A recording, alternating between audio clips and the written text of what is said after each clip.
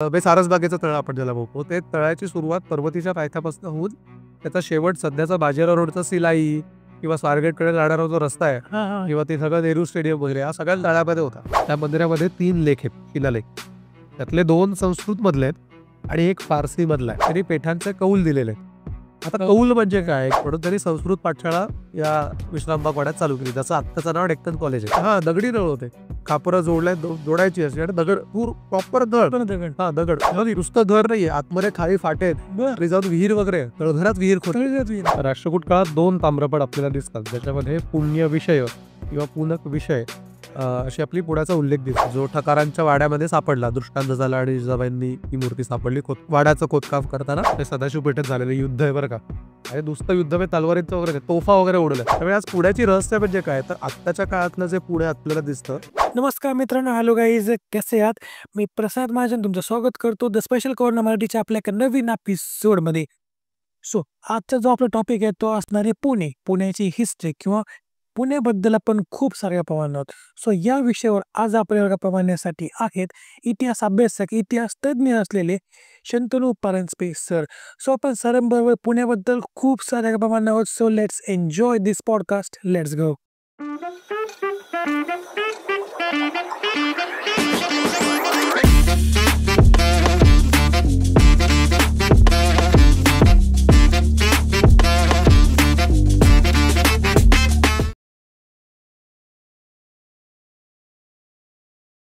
So sir, तुमचं स्वागत आहे द स्पेशल कॉर्नर मराठीवर. आपला जो आपण टॉपिक घेतलाय तो घेतलाय पुणे. तर मग पुण्याबद्दल ना बऱ्याच गोष्टी जाणून घ्यायच्या आहे मला. तर मग पुणे शहराची स्थापना कधी झाली हे पहिले आपण ऐकू, नाही का? पुणे शहराची स्थापना कधी झाली किंवा त्याचा इतिहास काय आहे, काय सांगतो? आता पुणे शहर तुम्ही आत्ताचं शहर जर म्हटलं तर हे खूप वेगळं आहे आणि इतिहासातलं पुणे शहर खूप वेगळं आपल्याला दिसतं. तसं बघायला गेलं तर पुणे शहर हे शहर व्हायला नानासाहेब पेशव्यांच्या काळात सुरुवात झाली. पण शहराचा इतिहास मूळ 8व्या शतकापर्यंत मागे जातो. आपल्याकडे राष्ट्रकूट नावाची एक राज्यसत्ता महाराष्ट्रात होती. आता पुणे त्यांच्या काळात एक विषय होता. विषय म्हणजे काय, सध्याच्या काळात जसे जिल्हे आहेत तसा एक प्रभाग होता. म्हणजे पूर्ण राज्य जर त्यांचं असेल तर त्या राज्यामधला एक छोटासा सेक्शन त्याला विषय म्हणायचे. तर त्यांच्यासाठी हा पुणे नावाचा एक विषय होता. राष्ट्रकूट काळात 2 ताम्रपट आपल्याला दिसतात, ज्याच्यामध्ये पुण्य विषय किंवा पुनक विषय अशी आपली पुण्याचा उल्लेख दिसतो. आणि त्याचबरोबर पाताळेश्वराचं एक जुनं लेणं दिसतं. पुण्याची रचना तेव्हा कशी असेल, सध्याचा कसबा पेठेचा जो भाग असेल त्या भागापुरती साधारण ती मर्यादित रचना असणार. तर साधारण जवळजवळ अगदी शिवाजी महाराज येईपर्यंत, पुण्यात राहीपर्यंत पुणे, कसबा पेठ, शनिवार पेठ या 2-4 पेठा सोडल्या तर त्यांच्या पलीकडे पुण्याचा विस्तार झालेला होता. अगदी आणि जेव्हा पुढे बाजीराव पेशवे पुण्यात राहायला आले, तर बाजीरावांचा मुलगा नानासाहेब पेशवे, माधवराव पेशवे हे जेव्हा पुण्यामध्ये राहायला आले, पुण्यातनं राज्यकारभार केला जाऊ लागला, तेव्हापासनं पुणे खऱ्या अर्थाने त्याचं शहरात रूपांतर झालं. पण तसा पुण्याचा इतिहास हा लिखित इतिहास 8व्या शतकापर्यंत मागे आणि ज्याला आपण आर्किओलॉजिकल एव्हिडन्स मिळतो, म्हणजे उत्खननातनं सापडलेले पुरावे, अगदी सातवाहन काळ म्हणजे आसपासनं 2000 वर्ष मागे त्या काळातली पण सेटलमेंट कसबा पेठेमध्येच मिळाले. सो सेटलमेंट आधीपासून होती, पण तेव्हा काही शहराचं रूप नव्हतं, एक छोटंसं गाव होतं. हळूहळू शहराचं रूप शिवाजी महाराज तर कसबा पेठेतच लाल महाल आणि मग बाजीरावांनी शनिवारवाडा बांधला आणि मग तिथनं शहर चालू झालेलं आपल्याला दिसतं. म्हणजे मेन शहर होतं कोथरूड म्हणा किंवा हाच एरिया होता का? कोथरूड तर खूप आत्ताच्या काळात. हा, कसबा म्हणजे सध्याचं जुनं पुणं, म्हणजे नदीच्या इकडचा सगळा भाग, म्हणजे कसबा पेठ असेल, सोमवार पेठ, त्यानंतर आता प्रत्येक पेठा प्रत्येक पेशव्याच्या काळात बसला गेलेला आहे. जे अगदी सुरुवातीच्या काळात तुम्ही जर बघितलं, म्हणजे शहाजी महाराज, शिवाजी महाराज किंवा अगदी फार संभाजी महाराज येईपर्यंत, म्हणजे शाहू महाराज, म्हणजे बाळाजी विश्वनाथ पेशवे होईपर्यंत, तर इथपर्यंत जवळ आपल्याकडे शनिवार पेठ दिसते, बुधवार पेठ दिसते, कसबा पेठ, सोमवार पेठ, मंगळवार पेठ, गुरुवार पेठ, तर या पेठा आपल्याला त्या काळात दिसतात. पुढच्या नंतरच्या सदाशिव पेठ असेल, त्यानंतरच्या पेशव्यांच्याच काळात फक्त लेटर पिरियडमध्ये त्या सगळ्या एक्सपांड झालं. कोथरूड तर फार, म्हणजे गाव कोथरूडचं सुद्धा असेल अस्तित्वात. एरंडवडे गाव होतं, खेडेगाव. हा, त्याला मौजे एरंडवडे म्हणायचं. हे तर 12व्या-13व्या शतकापासून होतं. पण ते खेडेगाव होतं, पण आता सगळं एकत्रच आहे. त्यामुळे पूर्वी ही सगळी, म्हणजे माझ्या मते एक 90 का 80 मधली एक जाहिरात पेपरला आली होती, तेव्हा शाळांची सहल कोथरूडला घेऊन जायचे. म्हणजे विचार करा की 80-90 मध्ये सुद्धा मृत्युंजयेश्वर मंदिरात सहल नेली किंवा चांदणी चौकात सहल घेऊन गेले. हे 1980 नंतर वाढलेलं आहे. बर. तर मग छत्रपती शिवाजी महाराजांनी आणि पुणे यांचा संबंध कसा येतो थोडं का? आता पुण्याची जहागिरी होती, म्हणजे शहाजी महाराज जेव्हा आदिलशाहीमध्ये होते तेव्हा त्यांना 2 प्रदेश जहागिरी म्हणून मिळालेले होते. एक म्हणजे सुपे परगणा, मग पुणे परगणा आणि मग बंगलोरचा सगळा भाग. तर ती जहागिरी वाटण्यासाठी मग एक बंगलोरची जहागिरी त्यांनी स्वतःकडे ठेवली होती आणि मग पुण्याच्या जहागिरीकडे लक्ष देण्यासाठी म्हणून आपल्यातर्फे शिवाजी महाराज, माँसाहेब होत्या किंवा अजून काही 4-5 लोकं शिवाजी महाराजांबरोबर पाठवून दिलेले होते, की जेणेकरून जहागिरीची व्यवस्था सांभाळली जाईल. मग त्यामुळे शिवाजी महाराज ती जहागिरीची व्यवस्था सांभाळण्यासाठी म्हणून पुण्यामध्ये आले. पुण्यामध्ये. तर सुरुवातीचा मुक्काम त्यांचा खेड शिवापूरला होता. तिथे एक वाडा होता आणि नंतर मग लाल महाल बांधला, तो कसबा पेठेत बांधला बाजारपेठेत आणलं. आणि मग तिथनं कारभार करायला सुरुवात केली. पण ते काही फार राहिले नाहीत. नंतर लगेच 16व्या वर्षी शपथ घेतल्यानंतर ती सगळं चालूच झालं. राजगड तोरडा आणि मग राजधानी राजगडला हलवली. पुण्यामध्ये फार काळ नसतील झाले, पण सुरुवातीची 16 वर्ष त्यातले पण 2-3 वर्ष ते बंगलोरलाच आपल्याकडे दिसतात. पण इनिशियल काही स्टेज पुण्यामध्ये होते ते काही वर्ष. बरं तर मग पुण्यात आहे ना, पुण्याच्या जिल्ह्यामध्ये म्हणा, की किल्ल्यांचा इतिहास खूप मोठा आहे किल्ल्यांचा. तर मग एक-एक करून आपण थोडं-थोडं ऐकू. जरूर. म्हणजे सिंहगडबद्दल मला सांगा काय? हा तर नंतरचा इतिहास आहे. म्हणजे हा गडाला पण सिंहगडला तानाजी मालुसरेंची गोष्ट ही 1670 मधली आहे. पण सिंहगड किल्ला किंवा पुणे जिल्ह्यातले कुठलेही किल्ले जर बघितले, तर अगदी जुन्नर भागातला शिवनेरी असेल, चावंड, हडसर किल्ले असतील किंवा आपल्याकडचा राजमाची तुंग, तिकोना, लोहगड, विसापूर किंवा सिंहगड, राजगड, तोरणा. तर या सगळ्यांचा इतिहास हा मागे जातो तुघलक काळापर्यंत. म्हणजे साधारण 14व्या शतकापर्यंत. हां, मग त्याच्या आधी यादवाच्या काळामधली काही मंदिरं सिंहगडावर आहेत. हे कोंढाणेश्वराचं जे मंदिर आहे, हे यादवकालीन मंदिर आहे. ते साधारण 12व्या शतकातलं. पण तेव्हाच्या काळात त्याला काही किल्ला म्हणून स्वरूप असेल असं मला तरी वाटत नाही. पण तुघलकांच्या काळात मात्र तुघलकांनी किल्ल्यावर हल्ला करून तो जिंकलेला आपल्याला उल्लेख दिसतो किंवा तुघलकाच्या नंतर मग पुढे अर्थात निजामशाही, बहामनी साम्राज्य हे सगळ्यात गेले. पण या सगळ्यांच्या काळात या सगळ्या किल्ल्यांना एक पोस्ट म्हणून महत्त्व होतं. म्हणजे किल्ला की या किल्ल्याच्या आश्रयाने आपण ते फार मोठा गनिमी कावा वगैरे करू, हे काही या राजहत्यांच्या डोक्यात नव्हतं. त्यामुळे आउटपोस्ट आहे राज्याच्या मधली, बस त्याचं काहीतरी महत्त्व होतं. दुसरं महत्त्व सिंहगडाचं असं जास्त आहे कारण पुण्याला जवळ आहे. त्यामुळे पुण्यावर हल्ला झाला, पटकन सिंहगडावर जाता येते.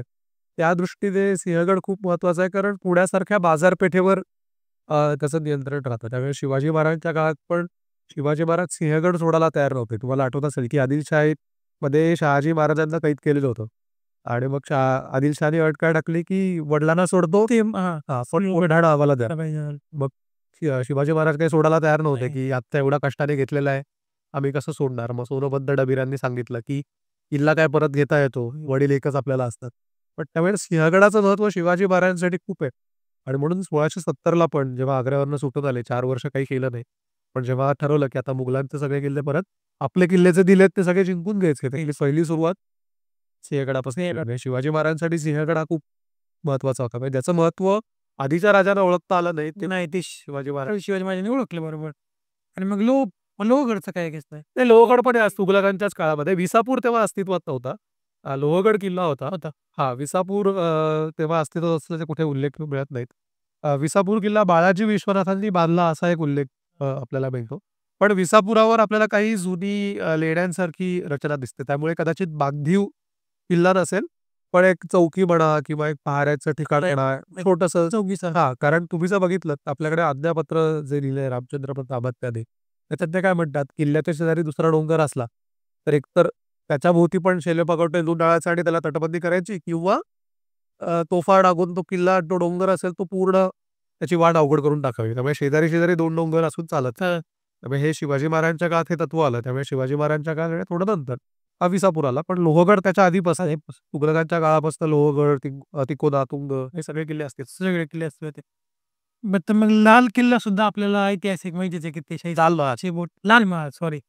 लाल महालला सुद्धा आपल्याला किस्सा माहितीच आहे, की त्यांनी असं महाराजांनी बोटं छाटले वगैरे. मग लाल महालाबद्दल अजून काही आहे का काही? ते आता लाल महाल हा बांधला तर शिवाजी महाराजांसाठीच राहण्याचं ठिकाण म्हणून बांधलेला होता. परंतु शिवाजी महाराज जेव्हा पुणे सोडून राजगडावर गेले, त्यामुळे साहजिकच त्या महालात काही वावर असा राहिला नाही. राहिलं. आणि मग शाहिस्तेखान आला, तेव्हा तो इकडे तळ ठोकून बसतोय आपल्याला दिसतो. म्हणजे 1660 मध्ये तो इथे आलेला. आणि मग त्याची ती बोटं छाटली वगैरे हा सगळा प्रकार तिथं झाला. कारण शिवाजी महाराजांना त्या महालाचं सगळा तिथेच बालपण गेलंय. त्यामुळे मला माहिती आहे, की कुठनं आत शिरायचं, कुठनं बाहेर पडायचं. त्यामुळे शिवाजी महाराजांना सगळं माहिती होतं. पण त्या घटनेनंतर सुद्धा लाल महालाचं महत्त्व असं काही फार कुठे आपल्याला दिसत नाही. प्रोबॅबली तो नष्ट कधी झाला असेल, जेव्हा औरंगजेबाची स्वारी झाली होती. म्हणजे शिवाजी महाराज गेल्यानंतर जेव्हा औरंगजेब महाराष्ट्रावर चालू झाला, संभाजी महाराज होते. तर तेव्हा त्याचा जेव्हा पुण्यात तळ पडलेला होता, तेव्हा तो तळ पडलेला असताना तो लाल महाल नष्ट झाला असणार.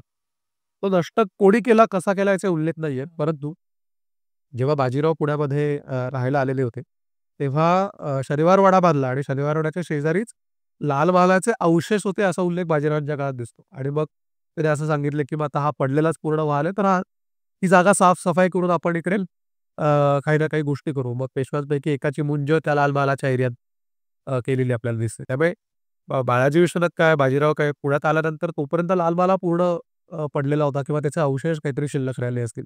सो प्रोबॅबली औरंगजेबात जेव्हा पुण्यात आला ना, तेव्हा कारण शिवाजी महाराजांचं राहतं घर आहे त्याला माहिती असणार. त्याच्यामुळे ते रायगडमुळे ते तोडलं असणार. सोडलं असेल. बरं तर मग शनिवारवाड्याबद्दल काय सांगता? मग शनिवारवाड्याची शनिवारवाडा तर आता पेशव्यांचं निवासस्थानच म्हणजे हां. बाजीराव पेशव्यांना म्हणजे बाळाजी विश्वनाथांना बाळाजी विश्वनाथ म्हणजे बाजीरावांचे वडील आणि यांना पेशवाई 1713 मध्ये शाहू महाराजांनी दिली आणि शाहू महाराजांनी सांगितलं, की आता तुम्हाला पुण्याची जहागिरी देतोय. म्हणजे एक तर तुमच्याकडे सासवड भाग आहे आणि पुण्याची जहागिरी पण आहे. पण सुरुवातीला ते सासवडला राहत होते. म्हणजे बाजीराव पण सासवडलाच राहत होते 1728 पर्यंत. आणि मग जसं कळलं, की आपल्याकडे पुण्याच्या जहागिरी पण आहे, तेव्हा बाजीरावांनी शाहू महाराजांना सांगितलं, की मला आता सासवड अवघड पडतंय. कारण सगळ्या माझ्या मोहिमा उत्तरेत दिल्लीमध्ये आहेत. आणि मग पुढे कसं राहायला वातावरण चांगलं आहे, पाणी पिण्याची व्यवस्था आहे. उत्तरेत जायचं असलं तरी पटकन जाता येतं. कोकणात जायला ॲक्सेस पटकन आहे. सो हां. आता मला परवानगी द्या तुम्ही, की मी पुण्याला जाऊन राहतो सासवडच्या ऐवजी आणि मी पुण्यामध्ये वाडा बांधतो. ते सुरुवातीला आले. आता 1728 ला पुण्यात आल्यानंतर तर राहतं घर नव्हतं. त्यामुळे सुरुवातीला ते धडफळे नावाचे गृहस्थ कसबा पेठेत होते, सरदार होते. तर त्यांच्या वाड्यात 2 वर्ष राहिले. त्यानंतर 1730 मध्ये शनिवारवाड्याचा पाया रचला आणि तो 1732 मध्ये पूर्ण झाला. 10 जानेवारी आणि 22 जानेवारी अशा त्या तारखा आहेत. आणि दोन्ही वेळेला योगायोगाने शनिवार होता.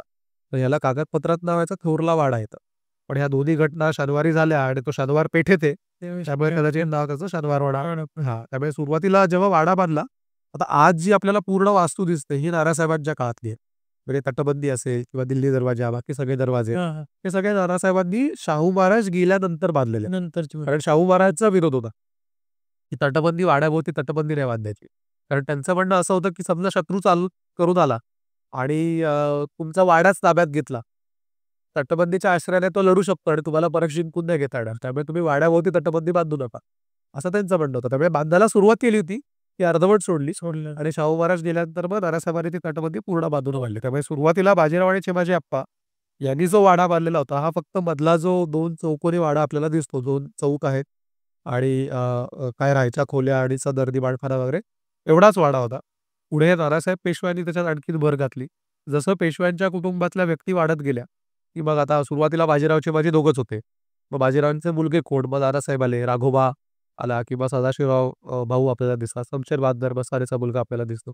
ही जशी संख्या वाढायला लागली, तसं-तसं प्रत्येकाला राहायची खोली वाढायला लागली. त्यामुळे तसं-तसं मग ते एक्सपांड होत गेलेलं आपल्याला दिसतात. दारा फडणवीसांनी काही इमारती सवाई माधवरावांसाठी बांधल्या. दुसऱ्या बाजीरावांनी काही इमारती बांधल्या. त्यामुळे प्रत्येक शनिवारवाडा आज जो आपल्याला दिसतो, हा एकाच पेशव्यातल्या कारकिर्दीतला नाहीये. नाहीये. प्रत्येक पेशव्याने थोडं-थोडं ॲडिशन करून तो सगळा तयार केलेला आपल्याला बरं मग दिसतो. तोच विषय नाही का, की पेशवा म्हणजे पुणे म्हटलं की पेशवा आला. तर पेशव्यांनी कसा पुण्याचा विकास केला त्यांच्या प्रत्येकाच्या काळामध्ये? आता विकास कसा केला? पेशवे जेव्हा पुण्यात राहायला आले, आता पंतप्रधान म्हटल्यावर साहजिकच हां. राज्याच्या कारभाराची सूत्र तर तिथनं चालणार आहे, तर निश्चित होतं. त्यामुळे सगळ्या सरदारांनी सुद्धा पुण्यामध्ये आपापलं एक घर असावं किंवा आपापला एक वाडा असावा. या उद्देशाने पुण्यामधल्या ज्या पेठा होत्या, त्या सगळ्या पेठांमध्ये आपले राहते वाडे बांधायला सुरुवात. म्हणजे अगदी कसबा पेठेत सगळ्या पुरंदरेतपासनं, दडपईतपासनं सगळ्या सरदारांचे वाडे होते. आबासाहेब मुजुमदारांचा वाडा होता. शनिवार पेठेत अनेक जणांचे वाडे होते. अगदी होळकरांचा वाडा सदाशिव पेठेत आपल्याकडे होता. विंचूरकरांचा वाडा सदाशिव पेठेत होता. हे सगळे सरदार यायला लागले आणि साहजिकच आता पेशवा पंतप्रधान पुण्यात राहतो. त्यामुळे पुणे शहराचा विकास झाला पाहिजे आणि तो विकास करण्यासाठी म्हणून जे पेशवे होते, प्रत्येक पेशव्याच्या काळात त्यांनी पेठांचे कौल दिलेले आहेत. आता कौल म्हणजे काय, की एखादी वस्ती वसवायची असेल, की आता फॉर एक्झाम्पल असं अझ्युम करा, की सदाशिव पेठेत काहीच वस्ती नाही आणि इथे मला वस्ती तयार करायची. तर मी काय करणार, मी एका माणसाला सांगणार त्याला शेटे म्हणायचे. शेटे किंवा महाजन अशी 2 आडनावं आज आपल्याला दिसतात. त्या पूर्वीच्या काळातल्या पदव्या होत्या. मी त्या शेट्याला सांगणार, की तुला ही सदाशिव पेठ वसवायचे, त्याच्यासाठी मी तुला कौल देतोय. कौल म्हणजे राईट आहे. राईट. मग तू मला त्या राईटचे पैसे ॲडव्हान्स म्हणून देणार. मग तू काय करणार त्या पेठेत ती टाउन प्लॅनिंग म्हणतात ना, ते टाउन प्लॅनिंगचं काम त्या शेटेकडे आहे. मग तू बरोबर आराखडा करायचा, त्या जमिनीची मोजमापं करायची, ती विकायची. तिथे व्यापाऱ्यांना राहायला बोलवायचं, कारण शेतसारा म्हणजे माफी द्यायची कर्जातनं. तुम्ही टॅक्स नाही भरायचा वगैरे काही सुरुवातीला वर्षांसाठी. आता एवढं टॅक्स कन्सेशन दिल्यावर काय म्हणणार, सगळे म्हणणार मी राहायला राहतो तिकडे. असं करत करत ती पेठ वसवली जायची. त्यामुळे प्रत्येक पेठेची आता मग सुरुवातीला काळात कसबा पेठ तर अस्तित्वात होती. सोमवार पेठ, शनिवार पेठ या सगळ्या अस्तित्वात होत्या. मग या सगळ्या पेठांची वारांनुसार विभागणी झाली. कारण मग प्रत्येक पेठांचं नाव वेगळं होतं. म्हणजे मुर्तजा पेठ होतं, शहापुरा पेठ अशी नावं होती. राइट. तर ह्या सगळ्या पेठांची नावं ही सगळी मुघल काळातली नावं सगळी गेली. वारानुसार ते. हां, मग वारानुसार सगळी नावं आली. मग सगळे वार संपले. पण एकूण 16 पेठ आहेत. तर वार 7च आहेत. जमले. मग त्यानंतर मग सदाशिव पेठ. मग सदाशिव पेठ कोणाच्या नावाने? सदाशिवराव भाऊंच्या नावाने वसवण्यात आली. मग नारायण पेठ नारायणराव पेशव्यांच्या नावाने वसवण्यात आली. मग गंज पेठ आपल्याला दिसते, गणेश पेठ आपल्याला दिसते. अशा सगळ्या पेठा वसवल्या गेल्या. सो पेठा म्हणजे काय? पेठा म्हणजे एक आता कसबा पेठ, शनिवार पेठ ही जागा संपूर्ण भरली. आता नवीन वस्ती कुठेतरी तयार करायला पाहिजे ना. आज नाही का, आज आपण आता 10-20 वर्षापूर्वी चांदणी चौकाच्या पलीकडे काहीच नव्हतं. आता तिथपर्यंत सगळं भरलं. मग आता पुढे भुगावला गेले. आता भुगाव भरलं. पुढे गेले पिरगुटला गेले. सो हे जसं वाढतंय तसंच पेठा वाढत गेल्या. फक्त पेठांमध्ये तयार होताना पेशव्यांनी हे बघितलं, की प्रॉपर टाउन प्लॅनिंग तुम्ही आज जर बघाल, तुम्ही आज युरोपमधली जुनी शहरं बघा किंवा भारतातली जुनी शहरं बघा. आपल्याकडे पेठांमधली पण सगळे रस्ते हे पॅरलल आहेत. तुम्हाला कुठेही वळलाय रस्ता, कसाही वळलाय नागमोडी असं दिसणार नाही. बरोबर सगळे स्क्वेअरमध्ये. सगळे स्क्वेअरमध्ये आहेत. तर हे जुन्या काळातला टाउन प्लॅनिंग आहे. सगळे रस्ते स्क्वेअरमध्ये असणं. जे आज आपण कुठेतरी विसरलोय. आणि हे त्यांना माहिती असतं, की कशा पद्धतीने प्रॉपरली स्ट्रक्चर्ड टाउन प्लॅनिंग करता येईल. मग हेच तुम्ही बघा कसबा पेठेतले रस्ते सगळे नाहीयेत तसे. कारण कसबा पेठ ही खूप आधी वसलेली आहे. आधीचे. शनिवार पेठ खूप आधीची आहे. पण नंतरच्या सदाशिव पेठ, नारायण पेठ या सगळ्या ज्या पेठा आहेत, शुक्रवार पेठ या सगळ्या सरळ आहे. पॅरलल रस्त्यांबरोबर कारण त्या पर्पजफुली वसवल्या गेलेल्या पेठा आहेत. त्यामुळे पुण्याचा विकास हा असा प्रकारे झाला आणि मग विकासामध्ये खूप कशी भर पडत गेली, की जशी-जशी पुण्याची लोकसंख्या वाढली किंवा आता दादासाहेब पेशवा येईपर्यंत पुणं काही फार मोठं नव्हतं. बाजीराव 1728 मध्ये आले, त्यामुळे 12 वर्षात काही फार वाढलं नाही. दादासाहेब पेशवा आल्यानंतर मराठा साम्राज्याला खूप स्टॅबिलिटी आलेली होती. मराठा साम्राज्य खूप विस्तारलेलं होतं. त्यामुळे साहजिकच पुढे लोकांना सेफ वाटायला लागलं. सगळेच सरदार पुण्यामध्ये आहेत आणि अचानक लोकसंख्या वाढल्यानंतर मग आता प्यायचं पाणी आपल्याकडनं एकच नदी वाहते, मुठा नदी. तर प्यायच्या पाण्याची व्यवस्था काहीतरी केली पाहिजे म्हणून कात्रजला तलाव खोदला. धरण बांधलं. 2 टप्प्यांमध्ये धरण अजूनही कात्रजचा तलाव अस्तित्वात आहे. हा तलाव साहेब पेशव्यांनी बांधलाय आणि तिथनं साधारण एक 6.5 किलोमीटर लांबीचा जमिनीखालनं एक चॅनल काढलेला आहे. त्याला नहर म्हणतात. दहर. हां, आता तुम्ही अहिल्यानगरमधले आहात बरोबर. अहिल्यानगरमध्ये आपल्याकडे सिस्टम कशी आहे नहर किंवा औरंगाबाद, छत्रपती संभाजीनगर आपल्याकडे आहे. नहराची सिस्टम आहे. नहर म्हणजे काय तर पाण्याचा गेलेला चॅनल. हां, त्याला काय नाव आहे? आपल्याला काय म्हणतात? म्हणजे पाण्याची व्यवस्था केलेली आहे. थोडक्यात. कालवे जसं कसं हां, हां. फक्त इथला कालवा जो होता हा जमिनीखालनं होता. तो त्यामुळे जमिनीखालनं पूर्ण बांधीव स्ट्रक्चर होतं. दगडी पूर्ण बांधकामाचं स्ट्रक्चर होतं. साधारण 6 6.5 फूट उंचीचा होता. म्हणजे तुम्ही चालत जाऊ शकाल आणि साधारण दर 100 मीटरने उच्छ्वास होते. उच्छ्वास म्हणजे काय? आता तिथनं जे पाणी येतंय हे ग्रॅव्हिटीने येतंय. म्हणजे कात्रज ते शनिवारवाडा खूप बारीक उतार आहे. कात्रज थोडं वरती आहे, शनिवारवाडा थोडा खाली आहे. तर उतारावरनं ग्रॅव्हिटीने पाणी येणार. पण बऱ्याच वेळेला जर हवा पकडली, तर पाण्याचा फ्लो थांबेल. तर ती हवा पकडू नये म्हणून मध्ये-मध्ये उच्छ्वास ठेवायचे. म्हणजे गॅप ठेवायचे. तो उच्छ्वासातनं खाली पण तुम्हाला उतरता येईल. साफ-सफाई करण्यासाठी. तर असे उच्छ्वास करत शनिवारवाड्यापर्यंत त्याचं पाणी तेव्हा घेऊन आलं. आणि मग नंतरच्या काळात अजून गरज वाटायला लागली. मग नाना फडणवीसांनी आंबेगावला धरण बांधलं. तिथनं पाणी आणलं. आणि मग ह्या कालव्यातनं पाणी इथे येऊन हौदात सोडायचे. ठिकठिकाणी हौद होते. आणि हौदातनं मग दगडी नळ होते छोटे. त्या दगडी नळांच्या साहाय्याने दगडी नळ होते. खापरं जोडायची अशी आणि दगड प्रॉपर नळ दगड, नळ असे एकमेकात जोडायचे मेल फिमेल जॉईंटनी. आणि मग जे मोठे सरदार होते त्या प्रत्येक सरदारांच्या वाड्यामध्ये एक त्याचा आउटलेट एका आउटलेट टाकायची. गेलेला होता. त्यामुळे तिकडनं पाणी प्रत्येकाच्या घराच्यापर्यंत यायचं. म्हणजे अगदी पानशेतचा पूर आला होता तेव्हा हे सगळे हौद वापरात होते. इतकं स्वच्छ पाणी अजूनही आता मेट्रोची कामं जी चाललेली आहे, तर ते मध्ये-मध्ये आपल्याला सापडतात असे. वेगळ्या म्हणजे जुनं आहे. हां, आता 350 वर्ष जवळ-जवळ गॅप. म्हणजे अशी पुण्याची ही वाढ जी पुण्याची झाली, ती स्ट्रक्चर्ड पद्धतीने झाली. मग त्या प्रत्येक वाढीमध्ये काय-काय गोष्टी लागतात, तर या सगळ्या गोष्टी त्या प्रत्येक पेशवाने आपल्याला ॲड केलेल्या दिसतात. वाह! बऱ्याच गोष्टी माहीत नव्हत्या आम्हाला. तर मग पुण्याला विद्येचं माहेर म्हणून का म्हणतात? म्हणजे याच्या मागं तर याच्यामागे हे खरं तर हे ब्रिटिश काळातलं आहे. म्हणजे आता कसं आहे 1818 ला दुसऱ्या बाजीरावांना इंग्रजांनी पुण्यातनं हद्दपार केलं आणि मग पुण्याची व्यवस्था सगळी इंग्रजांकडे आली. तर त्यावेळेला विश्रामबाग वाड्यामध्ये सध्याचा जो सदाशिव पेठेत विश्रामबाग वाडा आहे, तर तिथे इंग्रजांनी संस्कृत कॉलेज चालू केलं. म्हणजे पूर्वी व्हायचं काय, की इथे श्रावण मासात दक्षिणाधड्याचा कार्यक्रम व्हायचा. सगळे अगदी भारतभरातनं वेगवेगळे ब्राह्मण यायचे. काय तेलंगणातनं यायचे, कर्नाटकातनं यायचे आणि या सगळ्या विद्वान ब्राह्मणांना दक्षिणा पेशव्यांकडनं दिली जायची. तर आता पेशवाई गेल्यानंतर ही प्रथा बंद पडली. तर मग इंग्रजांनी विचार असा काय केला, की आपण पाठशाळा उघडू. म्हणून त्यांनी संस्कृत पाठशाळा या विश्रामबाग वाड्यात चालू केली. जसं आत्ताचं नाव डेक्कन कॉलेज आहे. डेक्कन हां, कॉलेज. सुरुवातीला होतं ते संस्कृत कॉलेज होतं. विश्रामबाग वाड्यामध्ये भरायचं. मग त्याची पार्क फी किती आहे, इथपर्यंत त्याचे डिटेल्स आपल्याकडे आहेत. तेच आहेत. हां. तर मग हे सगळं झाल्यानंतर पुढे जेव्हा पुण्यामध्ये अ, स्वातंत्र्य चळवळीचं केंद्र जेव्हा पुढे बनलं, म्हणजे आपल्याकडे टिळक होते, आगरकर होते. तर ह्या सगळ्या मंडळींनी पुढाकार काय घेतला, की आता इंग्रजांच्या बरोबरीने जर आपल्याला राहायचं असेल किंवा इंग्रजांच्या पद्धतीचं शिक्षण आपल्याला घ्यायचं असेल, तर आपली लोकं सरकारात नोकरी गेली पाहिजेत. त्यासाठी तुम्हाला इंग्रजी भाषा यायला पाहिजे. बाकी सगळ्या गोष्टी प्रॉपरली शिकल्या पाहिजेत. आधी गुरुकुल पद्धत होती ते सगळं ठीक होतं. पण आता स्ट्रक्चर्ड पद्धतीने आपल्याला शिकायला पाहिजे. त्यामुळे जशी परदेशात कॉलेजेस असतात, तशी कॉलेजेस आपल्याकडे सुद्धा आपण तयार केली पाहिजेत. मग या सगळ्या लोकांनी टिळकांनी डेक्कन एज्युकेशन सोसायटीची स्थापना केली किंवा वासुदेव बळवंत फडकेंनी ज्याला आपण आज भावे स्कूल म्हणतो, हां. तर त्याची स्थापना आपल्याला प्रोग्रेसिव्ह एज्युकेशन सोसायटीची स्थापना आपल्याला केलेली दिसते.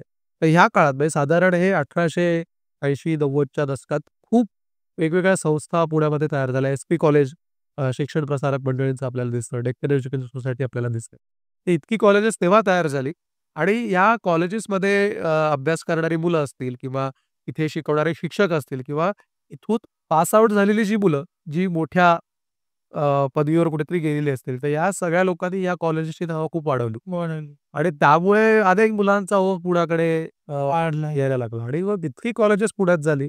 त्यामुळे आपण त्याला आता विद्येचं बाहेरघर म्हणजे आजही आता मी कोकणात नव्हतो. आमच्याकडे शिक्षणाची व्यवस्था नव्हती म्हणून मी 11वीत पुण्यामध्ये शिकायला आलो. आज तुम्ही बघाल तर अनेक यू-पी-एस-सी, एम-पी-एस-सी करणारी मुलं खूप मराठवाड्यातनं, विदर्भातनं आपली सगळी पुण्यामध्ये येतात. त्यामुळे आता काय झालंय, की सेंटर ऑफ एज्युकेशन झालंय, की सगळ्या प्रकारच्या शैक्षणिक संस्था पुण्यामध्ये आहेत. आहेत. हां. तर तुम्ही जे म्हणाल त्या प्रकारचं शिक्षण तुम्हाला बरोबर आहे. इथे आपल्याला मिळतात. तू कोणतीही म्हणा कुठलंही म्हणा मेडिकल, एम-बी-ए असेल, इंजिनिअरिंग असेल, कुठलंही परीक्षा असतील सगळेच. सगळ्याचं क्लासेस आहेत, सगळं आहे.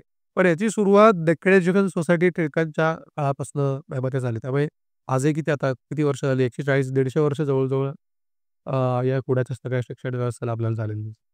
वाह! तर मग शनिवार वाडा सोडून अजून काय असे नाही का ऐतिहासिक स्थळ आहे पुण्यामध्ये? थोडक्यात सांगा. अरे बापरे! शनिवारवाडा मला तर हे खूप सगळ्यात साधने मोठं आहे. करते. हां, म्हणजे अगदी तुम्ही ऐतिहासिक स्थळांची आपण आता डिव्हिजन कशी करायची, तर काळानुसार करू आपण. की 8व्या शतकाच्या आसपास म्हणजे 10व्या शतकाच्या सुरुवातीची कुठली स्थळं आहेत? तर पाताळेश्वराचं एक लेणं आपल्याला दिसतं. बाणेरला बाणेश्वराचं एक लेणं आपल्याला दिसतं. हे सगळी 8व्या शतकातली लेणी कोरलेली. त्यानंतर यादव काळामध्ये पुण्यामध्ये 3 मंदिरं बांधलेली होती. त्याच्यामध्ये एक कुंडेश्वर, नारायणेश्वर आणि केदारेश्वर अशी ती 3 मंदिरांची नावं. त्यातलं कुंडेश्वर आणि नारायणेश्वर मंदिरं पाडली आणि तिथे दर्गे उभारले गेले. केदारेश्वर मंदिर पण पाडलं, पण तिथे आज पेशवेकल्याण मंदिर आपल्याला हयात दिसतं. हां, हां. तर ही 11व्या-12व्या शतकात पुण्याचं ही एक स्थळ होती, जी आज अस्तित्वात आपल्याला दिसत. पुढे मग पेशव्यांच्या म्हणजे शिवाजी महाराजांच्या काळात आपण जर बघितलं तर सिंहगड आपल्याला सगळ्यांना माहिती आहे, काही फार लांब नाहीये, 15-16 किलोमीटर लांब आहे. लालमहाल आता नव्याने बांधलेला आहे. परंतु जिजाबाई साहेबांनी वसवलेला गणपती, त्याची स्थापना केलेला म्हणजे कसबा गणपती. तेच बघून. तो आपल्याला दिसतो कसबा पेठेतला पुण्याचा ग्रामदैवत किंवा जिजाबाई साहेबांनीच ज्याची स्थापना केली असा गणेश खिंडीतला गणपती, जो आपल्या युनिव्हर्सिटीच्या इथे आपल्याला दिसतो. हे 2 गणपती शिवाजी महाराजांच्या काळातले आपल्याला दिसतात. त्यामुळे पर्यंत आपण आलो. त्यानंतर पेशव्यांच्या काळात बघितलं तर शनिवारवाडा सगळ्यांना माहिती आहे. प्रत्येक पेठा पुण्यातल्या बघण्यासारख्या आहेत. म्हणजे मग सदाशिव पेठ असेल, आज सगळ्यात जुनी कसबा पेठ. त्यामुळे कसबा पेठेत अनेक जुने वाडे आजही आपल्याला दिसतात. पेशवेकालीन अनेक मंदिरं जवळपास 150-1 मंदिरं पुण्यामध्ये पेशवे काळातली असतील. त्यातली सांगण्यासारखी मंदिरं म्हणजे तुळशीबागेतलं राम मंदिर सगळ्यांनी बघण्यासारखं आहे. किंवा कुन्या मुरलीधर म्हणून एक सदाशिव पेठेत मंदिर आपल्याला दिसतं. पर्वती अनेक मंदिरं दादासाहेबांच्या काळात पर्वतीवर बांधण्यात आली किंवा सारसबाग आपल्याला खाली दिसतं. हे सुद्धा पेशव्यांच्या काळात बांधलेलं मंदिर आहे. पूर्वी तर तळं होतं मोठं. आज आता काही त्या तळाचं काही राहिलेलं नाहीये. थोडंफारच दिसतं आपल्याला. पण पूर्वी फार खूप मोठं तळं होतं. त्यानंतर हिराबाग नावाची एक पेशव्यांच्याच काळातली एक वास्तू आपल्याला पुण्यात आजही दिसते. विश्रामबाग वाडा हा तर खुद्द पेशव्यांचाच वाडा आहे. त्यामुळे शनिवार वाडा, विश्रामबाग वाडा हे पेशव्यांचे वाडे. शनिवार वाड्याला लागूनच एक नाना वाडा म्हणून आहे. आता नाना फडणीसांनी बांधलेला वाडा म्हणून त्याला नाना वाडा असं म्हणतात. तर असे अनेक वाडे आजही अस्तित्वात आहेत. रास्तेवाडा अस्तित्वात पुण्यात आपल्याला बघायला मिळतो. तर या सगळ्या काही प्रेक्षणीय वास्तू म्हणजे आज जर विचार केला ना, समजा तुम्ही असं ठरवलं, की रोज दर रविवारी पुण्यामध्ये फिरायचं. ठीक आहे. तर माझ्या मते तुम्हाला 2-2.5 वर्ष लागतील. दर रविवारी वेगळी वास्तू हां. केलीत तर. कारण 50 म्युझियम्स आहेत पुण्यामध्ये. 22 ते वस्तू इतक्या वास्तू आपल्याकडे बघण्यासारख्या आहेत पुणे शहरामध्ये. पण सगळ्या वास्तूमध्ये काही लोकांचा नाही. काही तेवढं पर्यटक म्हणून नाही. जात नाही. बरीचशी मंदिरं कशी आहेत, त्याला इथल्या लोकांच्या जे पुण्यातले लोक आहेत ते काय मंदिर म्हणून जातात. हां. आपण जर त्याच्याकडे इतिहास म्हणून जात असू तर ते प्रत्येक मंदिर त्या इतिहासाच्या दृष्टिकोनातून पण बघताय. वेगळं आहे. तर तुम्ही ओंकारेश्वर मंदिराचं उदाहरण घेतलं तर तुम्ही दर्शनासाठी जरूर जाल. पण मग एक इतिहास अभ्यासक म्हणून एखादा माणूस काय बघेल, की अरे इथे स्मशान होतं पूर्वी, की माझी अप्पांची समाधी आहे. तर या सगळ्या गोष्टी तुम्ही अशा पद्धतीने बघणार. तर तुम्ही काय म्हणून जाताय, की तुम्ही नुसते पर्यटक म्हणून जाताय, नुसते भाविक म्हणून जाताय, त्याच्यावर त्या ऐतिहासिक स्थळाचं महत्त्व कसं आहे किंवा किती वेळ तुम्ही त्याच्यात थांबू शकणार आहात. तर मग सांगायचं म्हटलं तर 2-2.5 वर्ष पुढे फिरायला आरामात लागते. बरं मग पर्वतीबद्दल थोडी इथे सांगा ना मला? आता पर्वती काय होतं ना, ही पर्वती नानासाहेब पेशव्यांनी बसवली पूर्ण. तर नानासाहेब पेशव्यांनी तिथे मंदिरं कार्तिक स्वामीचं एक मंदिर बांधलं. शंकराचं मंदिर आपल्याला एक पर्वतीवर दिसतं. पर्वती ही धार्मिक जागा होती. गावाच्या बाहेर टेकडीवर असलेलं एक स्थान हां. तर ही नानासाहेब पेशव्यांच्या काळात बसवली आणि पुढे प्रत्येक पेशव्याने काही ना काही देणगी म्हणा, हे म्हणा, या सगळ्या गोष्टी पर्वतीला दिलेल्या दिसतात. त्या काळात पर्वती खूपच गावाच्या बाहेर होती. म्हणजे पर्वतीचा ऐतिहासिक शिकारखाना होता. काय? शिकारखाना. म्हणजे प्राणी सोडलेले होते. हरणं, बिबटे बापरे! आणि हे सगळे जेव्हा पेशवे असतील किंवा बऱ्याच वेळेला काय व्हायचं, की अनेक सरदार लोकं पुण्यात यायचे. हां, हां. म्हणजे आता सवाई माधवरावांचं लग्न झालं, तेव्हा अनेक होळकरात बसून सगळे सरदार सगळे आले. हां. तर मग मनोरंजन टाईमपास पाहिजे ना काहीतरी. पाहिजे. चला सगळे शिकारी आपण ढोल बडवत ते डुकरं आणणार, मारणार. तर हे पर्वतीच्या पायथ्याशी व्हायचं. म्हणजे आज सहकारनगरचा हा जो आहे रे, एरिया आहे तिथे फिरतात तर लोकं. कोणाला वाटणार पण नाही तिथे असं काहीतरी होतं. ते प्राणी होते आधी. म्हणजे पर्वतीवरचं मंदिर जर सोडलं तर पायथ्याशी शिकारखाना, नंतर तो पेशवे पार्क झाला. सध्याचा पेशवे पार्क जो आहे हे पूर्वी तिथे प्राणी संग्रहालय होतं. पेशव्यांचं स्वतःचं खाजगी प्राणी संग्रहालय सुद्धा होतं. ती खाजगी पिंजऱ्यामध्ये ठेवलेले प्राणी होते, पक्षी होते आणि मग कोणी बाहेरनं आले की त्याला बघायला जायचं तिकडे. त्याचबरोबर पर्वतीचं तळं होतं. ते तळं सारसबागेचं तळं आपण ज्याला म्हणतो. ते तळ्याची सुरुवात पर्वतीच्या पायथ्यापासून होऊन त्याचा शेवट सध्याचा बाजीराव रोडचा सिलाई किंवा स्वारगेटकडे जाणारा जो रस्ता आहे हां, हां. किंवा ते सगळं नेहरू स्टेडियम वगैरे हा सगळ्या तळ्यामध्ये होता. आपण ते सगळं बुजवत एवढं मोठं ते सडस ग्राउंड वगैरे सगळं तळ्यामध्ये होतं. हे सगळे आता रोड झाले. नाही रे आता तिथे काही नाही राहिले. सारसबागेचं तळं एवढंसं झालंय एवढ्यापर्यंत तो गणपती आहे. काही वाटत पण नाही. म्हणून त्याला तळ्यातला गणपती म्हणायचं. काहीच गणपती कारण तेवढ्या मोठ्या तळ्यामध्ये म्हणजे आपल्याकडे एक ब्रिटिशकालीन चित्र आहे ज्याच्यामध्ये सवाई बाजीराव बोटीतनं फिरतात तळ्यात. छोट्या वल्हायच्या एवढ्या फुल्या. आता कळत नाही. छोटं आहे ते तेव्हा किती मोठं होतं. बरोबर. त्यामुळे पर्वतीच्या आजूबाजूला या सगळ्या वास्तू. मग हिराबाग म्हणजे पेशव्यांचा तुम्ही काय म्हणाल सेकंड होम म्हणतो ना आपण, की आता तुम्ही माझ्याकडे आलात की मग तुम्हाला काय चाललं रे फार्म हाऊसवर जाऊ आपण. हां, चल गावाच्या बाहेर गावात काहीतरी जावायचं. तिथे जेवू तिथे जावं फिरायला. जेवण करू किंवा तुला विश्रांतीला दुपारी हां. मी तिकडे नेतो. तर तशी ती हिराबाग गावाच्या बाहेर होती. सदाशिव पेठेत सगळ्या बागा होत्या मोठ्या-मोठ्या. म्हणजे आज विश्वात पण बसणार काही एस.टी. कॉलेजचा ग्राउंड मोठी बाग होती. आता ट्रॅफिक जाम होती. आता हां, म्हणजे टिळक रोड बागेतनं गेलाय आणि तो आत्ता गेलाय 1910 का असा 1930च्या सुमारास गेलाय. ही जुनी गोष्ट नाही. फार आत्ता बी लेटेस्ट गोष्ट आहे. हां. त्याच्या आधी सगळ्या बागा होत्या तिकडे. त्यामुळे असं म्हणजे जुनं पुणं खूप फॅसिनेटिंग आहे. आज शोधायला गेलं तर आज काही सापडत नाही. आज फक्त ट्रॅफिक सापडते. फार गर्दी आहे इथे. तर मग पुढे आहे ना गणपती बाप्पांचा इतिहास पण फार मोठा आहे. पुण्यामध्ये ना काही महत्त्वाचे गणपती त्यामुळे सांगा ना, बरोबर. कसबा गणपती झालं, रत्नागिरी जोगेश्वरी. त्याबद्दल सांगा ना मला काय? आता एक गणपतीचा इतिहास आणि गणेशोत्सवाचा इतिहास हे 2 वेगळे आहेत. दोन्ही गोष्टी वेगळ्या. गणपती पुण्यापासून सगळ्यात प्राचीन म्हणजे कसबा गणपती, जो ठकारांच्या वाड्यामध्ये सापडला. दृष्टांत झाला आणि जिजाबाईंनी ही मूर्ती सापडली वाड्याचं खोदकाम करताना आणि त्या मूर्तीची विधिवत स्थापना केली गेली. त्यामुळे हे सगळं जुन्यात कसबा पेठेतला हा गणपती हा सगळ्यात पहिला. तांबडी जोगेश्वरी देखील सुद्धा शिवाजी महाराजांच्या काळातली देवी असणार. ही सगळी पुण्याची ग्रामदैवत आणि ग्रामदेवी आहे. तर तांबडी जोगेश्वरी ही देवी आहे. देवी. राईट. ठीक आहे. तर हे सगळे पुण्यातले जुने गणपती. आता गणेशोत्सव जर आपण बघितलं, तर गणेशोत्सव काय आहे? तर साधारण तुम्ही जर बघितलं तर आपण म्हणतो की लोकमान्य टिळक गणेशोत्सवाचे जनक आहेत. पण ही साधारण जी घटना घडली, की पुण्यात जेव्हा गणेशोत्सव म्हणजे पूर्वीच्या काळात पेशव्यांच्या काळात वाड्या-वाड्यामध्ये गणेशाची स्थापना व्हायची. म्हणजे पेशव्यांकडे पण गणपती बसायचा किंवा इतर सरदारांकडे सुद्धा गणपती वाड्यात बसायचा. तो 10 दिवस बसायचा आणि 10 दिवसानंतर प्रत्येकाच्या घरातल्या गणपतीचं विसर्जन व्हायचं. म्हणजे वाड्यातल्या गणपतीचं वाजत-गाजत विसर्जन होतं. आता माझ्या घरातलं विसर्जन करायचं असेल, तर काय माझ्याबरोबर अजून 10 लोकं बरोबर आहे. येणार ना नातेवाईक असतील, हे असतील, ते असतील. अस्पृश्य. तसं आजोबा पेशव्यांच्या घरातले कुटुंब आलं, अजून सेवक-बिवक आले, तशी मोठी मिरवणूक निघायची. त्यामुळे ही प्रथा तशी जुनी आहे. म्हणजे उत्सव साजरा करायचा, पण तो उत्सव घरापुरता मर्यादित होता. तो लोकमान्य टिळक हां, तो लोकमान्य टिळकांनी कसं लोकमान्य टिळकांनी केसरीमध्ये एक लेख लिहिला होता. त्याच्यामध्ये असं आलं होतं, की आपल्याकडे भाऊसाहेब रंगारी असतील किंवा खाजगीवाले असतील किंवा राखीव डेकर मी जर नाव चुकत नसेल तर. तर या लोकांनी गणेशोत्सव बसवलेला होता. माझ्या मते 1892 ला. मी जर इयर चुकत नसेल तर. आणि ही संकल्पना लोकमान्य टिळकांना खूप आवडली, की असा गणपती म्हणजे घरातला गणपती बाहेर बसवायचा आणि त्याची वाजत-गाजत मिरवणूक काढायची. तर त्या पहिल्या मिरवणुकीला हे तिघांचेच गणपती होते. म्हणजे भाऊसाहेब रंगारी, खाजगीवाले आणि आणखीन एक राठोड डेकर का कोणतरी गृहस्थ होते. ह्या तिघांचे गणपती केले.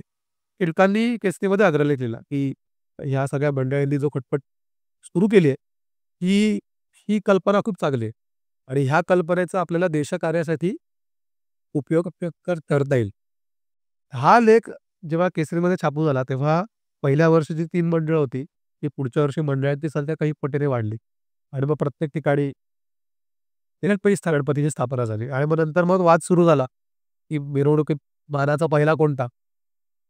सणाचा गणपती. कारण हे सुरुवात केलेले रंगारी वगैरे म्हणणार ना, बरोबर. आमचा पहिला पाहिजे. आमचा पहिला होता. आता सोल्युशन काढायला सगळे टिळकांकडे गेले, की आता तुम्हीच सांगा, काय करायचं? मग टिळक म्हटले, "एक एक काम करूया आपण. पुण्याचा ग्रामदैवत कुठलं? कसबा गणपती. त्यामुळे कसबा गणपतीचा मान पहिला. पहिला. पुण्याची ग्रामदेवी कोणती?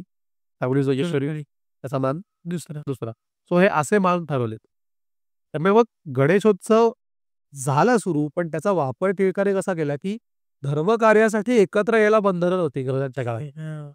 तुम्ही असं येऊन चळवळ केली तर तुम्हाला पकडणार. पकडणार. पण हे काय म्हणणार, आम्ही काय आरती करायला आलोय. ते काय झालं? 10 दिवसांचा सार्वजनिक उत्सव आहे. त्याच्यासाठी आम्ही एकत्र येतोय. धर्मकार्य आहे. तर ह्याचा उपयोग कसा करता येईल आपल्याला? आणि मग ह्या सगळ्या उत्सवातून मग तरुण मुलांना एकत्र करणं आणि मग त्यांना 4 गोष्टी शिकवणं. तर हे सगळे प्रकार चालवले. तर गणेशोत्सवाचा इतिहास हा 150 वर्ष मागे जातो. आपल्याकडे. तर मग 5 गणपती आहेत ना मानाचे पुण्यात? हां, पुण्यामध्ये कसबा गणपती, तांबडी जोगेश्वरी आहे. तुळशीबागेचा आपल्याकडे हां. तुळशी आहे. असे गणपती आपल्याला दिसतो. त्यानंतर केसरीवाडा हा तेच. मानाचा 5वा आणि गुरुजी तालीम. तुळशी तालीम. हां, गुरुजी तालीम म्हणजे ही तालीम आपल्याकडे कुस्तीचा तालीम हां. कशा प्रकारे त्याचं काहीतरी स्पेशल महत्व आहे ना? ते आज नाही आता कसं आहेत ना, पुण्यामध्ये खूप साऱ्या तालमी होत्या. म्हणजे तेव्हा पुण्यामध्ये कुस्तीचं शिक्षण वेगवेगळ्या लोखंडी तालीम आहे, अशा बऱ्याच तालमी आहेत. ही गुरुजी तालीम बऱ्यापैकी सगळ्यात जुनी. तालीम. त्यामुळे ते तालमीत ते गणपती बाहेर बसवत असतात. त्यामुळे तिथलं ते चालू झालं. त्यानंतर केसरीवाडा प्रत्यक्ष टिळकांच्याच वाड्यामध्ये बसायचा, त्यामुळे त्याचा मान 5वा आला. आणि तुळशीबाग खाजगीवाल्यांचा गणपती तुळशीबागेतला. असे ते पहिले 5 मानाचे आणि आता तर किती चौका-चौकातनं आपल्याला बटाटा दिसतात. मग खूप म्हणजे हे 5 मानाचे सोडले तर भाऊसाहेब रंगारींचं एक गणपती स्थान असतो. मंडईचा शारदा गणेश उत्तम आणि दगडूशेठचा सगळ्यांना माहिती आहे दगडूशेठ गणपती. मग दगडूशेठचं काय स्टोरी? काय? ते दगडूशेठची स्टोरी म्हणजे तो गणपती बाहेरच बसवायचा तिकडे. आत्ताची मूर्ती जी आहे ती तशी जुनी मूर्ती नव्हती. पहिली मूर्ती वेगळी होती आणि दगडूशेठ हलवाई जे होते, त्या हलवायांनी गणेशोत्सवाची स्थापना तिथे केली. पण हा खूप नंतरच्या काळातला झालेलं आहे. म्हणजे हे सार्वजनिक उत्सव चालू झाल्यानंतर काही वर्षांनी मग दगडूशेठ वगैरे बसवायला सुरू होतं. वाह! ओके. तर मग पुण्यात अशी बरेच ऐतिहासिक मंदिर आहे. तर मला त्याच्यावर सांगा ना, त्यांची वैशिष्ट्य वगैरे काय? सो ऐतिहासिक मंदिरं जर आपण बघायला गेलं, तर सगळ्यात महत्त्वाची जी पुणेकरांसाठी जी मंदिरं ऐतिहासिक जी दर्शनासाठी लोकं जातात. म्हणजे कसबा गणपती, ग्रामदैवत, तांबडी जोगेश्वरी तिकडे तर जातात. पण या सगळ्या मंदिरांच्या व्यतिरिक्त काही मंदिरं बाहेरनं येणाऱ्यांनी पण आवर्जून बघितली पाहिजेत पर्यटक म्हणून. त्यात पर्वतीवरची सगळी मंदिरं. पर्वतीवर. त्यानंतर तारसबागेतला गणपती. त्या गणपतीचं एक छान वैशिष्ट्य आहे, की पुण्यामध्ये थंडी वाढली, त्या गणपतीला वेगवेगळे स्वेटर घालतात. हां का? हां, म्हणजे लाल टोपी, ते स्वेटर, की त्या गणपतीला थंडी वाजते म्हणून. म्हणजे काहीतरी यातनं एक हां. वेगळं काहीतरी असेल. ते ते ते बघायला जाम गर्दी सारसबागेतल्या मंदिरात असते. त्यानंतर ओंकारेश्वराचं मंदिर आवर्जून बघितलं पाहिजे. चिमाजी अप्पांची समाधी त्या मंदिराच्या इथे आहे. त्यानंतर नागेश्वराचं एक छान मंदिर आहे, जे सोमवार पेठेमध्ये आहे आणि त्याच सोमवार पेठेमध्ये त्रिशुंड गणपती नावाचं एक मंदिर आहे. त्रिशुंड गणपती. आता हे मंदिर काय आहे? हे मंदिर 1757 मध्ये बांधलं. भीमजी गोसावी म्हणून एक इंदोरचे गृहस्थ होते आणि सोमवार पेठेमध्ये गोसावी पुरा होता. म्हणजे अनेक गोसाव्यांच्या समाधी होत्या. गोसावी समाजाची लोकं तिथे राहत होती. तर या गोसावी समाजांच्या मध्ये हे त्या जागेमध्ये त्रिशुंड गणपती आहेत. त्रिशुंड म्हणजे काय 3 सोंडा. म्हणजे एक सोंड सरळ आहे आणि 2 बाजू. 2 बाजूला. तो मोरावर बसलाय. त्याला मयुरेश्वर म्हणतात. पुण्यामध्ये सगळ्यात देखणं कुठलं मंदिर असेल तर ते त्रिशुंड गणपतीचं मंदिर आहे. 1757 मध्ये बांधलं आता 1757च्या थोडंसं नंतर 1-2 वर्षांनी 1757 मध्ये प्लासीची लढाई झाली बंगालमध्ये. बरोबर? ते सगळ्यांना माहिती आहे. त्या लढाईचं अंक या त्रिशूंड गणपती मंदिरावर. तिथे 180 गेंडा आहेत. त्या गेंड्याला साखळदंडाने बांधलंय आणि शेजारी 6 इंग्रज सैनिक आहेत 3-3. पण त्यातनं एक इंटरप्रिटेशन असं काढलं, की इंग्रजांनी बंगाल जिंकला आणि बंगाल जिंकायला कसा दाखवणार? तर त्या गेंड्याला गेंड्याला बांधायचं. हां. तर हे एक वैशिष्ट्य आहे त्या मंदिराचं. दुसरी गोष्ट म्हणजे मूर्ती तर देखणी आहेतच, प्रश्नच नाही त्या मूर्तीमध्ये. पण त्या मंदिरामध्ये 3 लेख आहेत, शिलालेख. त्यातले 2 संस्कृतमधले आहेत आणि 1 पारसीमधला आहे. आता हिंदू मंदिरामध्ये पारसी लेख. पारसी लेख. तर हे एक वेगळं वेगळं वैशिष्ट्य. वैशिष्ट्य आपल्याला दिसतं. तिसरी इंटरेस्टिंग गोष्ट या मंदिरातली, ह्या मंदिराच्या पायात तळघर आहे. तळघर आहे. हवेत तळखोली नाहीये, तळघर आहे मोठं. खुली एक घर नाही, नुसतं घर नाहीये. आतमध्ये खाली फाटे आहेत. खाली जाऊन विहीर वगैरे आहे. तळघरात विहीर खोदली. तळघरात विहीर आहे. हां. बापरे! म्हणजे इतकं मोठं ते तळघर आहे. आता ते सगळं पूर्ण बुजवलंय. दरवर्षी गुरुपौर्णिमेला ते उघडतात. खाली त्या गुरूंची समाधी आहे. अ, आजही एक चौकोन आपल्याला दिसतो. म्हणजे चौकोनी खोली दिसते. पाऊलभर पाणी वर्षभर तिथे असतं. फक्त गुरुपौर्णिमेलाच जाता येतं. पण पूर्वी मोठं घर होतं. 2-3 वाटा इकडे-तिकडे जायला त्या तळघरात होत्या. चौथी इंटरेस्टिंग गोष्ट या मंदिराविषयीची अशी आहे, की ही जी गुरूंची समाधी आहे, ही बरोबर गणपतीच्या मूर्तीच्या खाली आहे. त्यामुळे गणपतीवर जर मी अभिषेक केला, त्या मूर्तीला काही छिद्र आहेत. तर त्या छिद्रातनं ते अभिषेकाचं पाणी बरोबर त्या समाधीवर पडतं. त्यामुळे असं एकदम बिल्डिंगच्या दाटीवाटीमध्ये ते बांधलेलं मंदिर आहे. फार लोकांना माहिती नाहीये, पुण्यातल्या देखील. पण कधी जाईल आलात पुण्यात तर ते आवर्जून त्रिशूळ गणपतीचं मंदिर जरूर करा आणि ते शेजारी असलेलं नागेश्वर. ही 2 मंदिरं ऐतिहासिक बघण्यासारखी मंदिर आहेत पुण्यामध्ये. वाह! बरं तर मगाशी म्हणलं नाही का जी खुदे मुरलीधर मग ते काय नक्की सांगा ना थोडं? आता सदाशिव पेठेत हे मंदिर आहे इंटरेस्टिंग. म्हणजे पुणेकरांना देवतांची नावं वेगवेगळी ठेवण्याचा एक छंद आहे. चिमण्या गणपती, बटाट्या मारुती. नाही. आता बटाटा मारुती काय तर त्या मारुतीच्या शेजारी बटाट्याचा बाजार भरायचा. म्हणून बरं बटाटा मारुती. असं काही त्याला नावांना काही फार सखोल अर्थ वगैरे नाही हो. ते आपलं काहीतरी आता चिमण्या गणपतीला काय तर चिमण्या दाढा वेचायला यायच्या म्हणून चिमण्या गणपती. जसं सदाशिव पेठेत एक मुरलीधराचं मंदिर होतं. हे दादा गद्र्यांच्या बागेमध्ये होतं. आणि अ, ह्या खुद्या मुरलीधर आहेत, त्याचं नाव खुद्या हे खूप नंतर पडलं. या मुरलीधराच्या मूर्तीच्या इथे एक मोठं युद्ध झालं. ते सदाशिव पेठेत झालेलं युद्ध आहे बरं का. आणि नुसतं युद्ध म्हणजे तलवारीचं वगैरे नाही, तोफा वगैरे उडल्या. म्हणजे आज विचार केला सदाशिव पेठेत तोफा वगैरे उडले. हे पटणारच नाही कोणाला. तर ही एक रक्तरंजित घटना त्या मंदिराच्या इथे झाली. आणि दुसरी घटना अशी झाली, की सगळ्यांना चाफेकर बंधू माहिती असतात. रँडचा वध गेला वगैरे हां. राईट. तर रँडला मारल्यानंतर चाफेकर बंधू व्यवस्थित आले परत सोडून. त्यांना असं वाटायचं की रँडला मारला, तो जिवंत राहिला. पण नंतर त्यांची चुगली द्रविड नावाच्या दोघा भावांनी केली. हे द्रविड बंधू या मुरलीधराच्या समोर राहायचं. त्यांचं एक मंदिर होतं. आणि या द्रविड बंधूंनी आपलं नाव इंग्रजांना जाऊन सांगितलं. म्हणून त्या द्रविड बंधूंचा खून या मंदिरापाशी झाला. तर त्या मुरलीधरापाशी तो खून झाला, म्हणून तो खून या मुरली. अशी वेगवेगळी नावं. एक शेजारी उपाशी विठोबा आहे. म्हणजे त्या नावात असा आता की आपलं काहीतरी कुठलीतरी गोष्ट आली, तिथे घडली म्हणून त्या देवतांची नावं ती पडली आपल्याला. एक शेण्या मारुती आहे. त्या मारुतीला शेण थापा येते. म्हणून शेण्या मारुती. येण्यावर एक जिल्ह्या मारुती आहे. हां, हां. डुल्या मारुती आहे. कसं म्हणतात की पानिपताचं जेव्हा युद्ध झालं, तेव्हा सगळ्या मराठ्यांचं इतके मराठे मारले गेले. तो मारुती हालायला लागला. म्हणून तो हलला म्हणून तर डुल्या. उल्या मारुती. अशा काही-काही गोष्टी. युनिक नाव आहे सगळे. ओके. तर मग शनिवारवाड्याबद्दल आपल्याला काही गोष्टी ऐकायला आपण नाही का, की काका वाचवा असे काहीतरी ऐकायला मिळतं. तिथे उदरगीचा प्रकार आहे. तर मग ह्याबद्दल कितपत खरं आहे किंवा काय गोष्टी आहेत? ते आता काकावाला वाचवा तर आवाज येत नाही. पण फार मोठी पसरलेली दंतकथा आहे. आता या दंतकथेला काय गोष्ट आहे ती आपण ऐकू. म्हणजे ऐतिहासिक गोष्ट तुम्हाला सांगतो, की नारायणराव पेशवे जेव्हा शनिवार वाड्यामध्ये होते, तेव्हा त्यांचा काका म्हणजे राघोबा दादा. तर या राघोबा दादांनी गारदी नावाच्या काही इस्मांना पैसे दिलेत आणि सांगितलं, की या अ, नारायणरावांना तुम्ही मारायचं आहे. मग ते नचा वा केला वगैरे गोष्ट तुम्ही ऐकली ना इतिहासात. ती त्या काळातली गोष्ट. आणि मग ते सगळे गारदी वाड्यामध्ये घुसून आले आणि मग नारायणराव पळायला लागले आणि खूप लहान होते 20 वर्षाचा मुलगा.